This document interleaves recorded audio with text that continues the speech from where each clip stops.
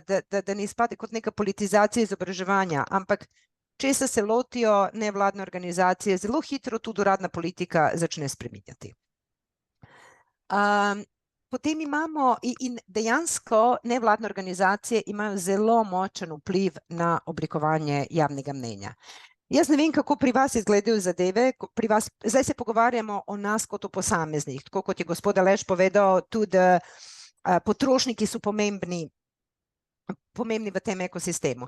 Ampak pri meni se zgodi, da če nevladne organizacije začnejo opozarjati na neetično ravnanje kakšne multinacionalke, da jaz malo grem prebrati zakaj in potem začnem dejansko ignorirati produkte tega podjetja.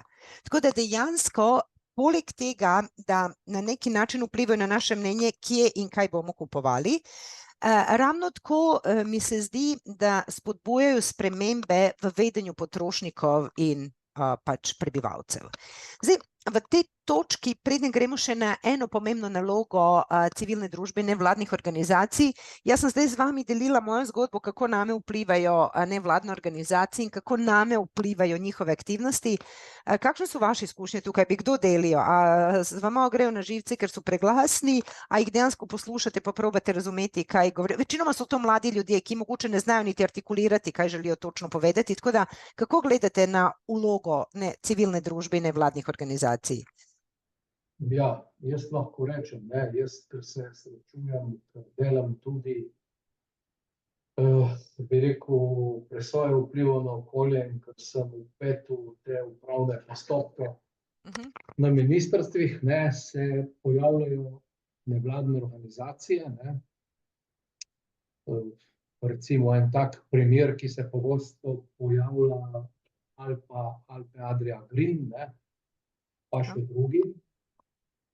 Včasih nastanejo problemi, pa zdaj tega ne govorim zato, da bi zagovarjal nekega investitorja, Vse razumem. ki neko industrijo, pač pa jaz opažam, da pogosto niso fair.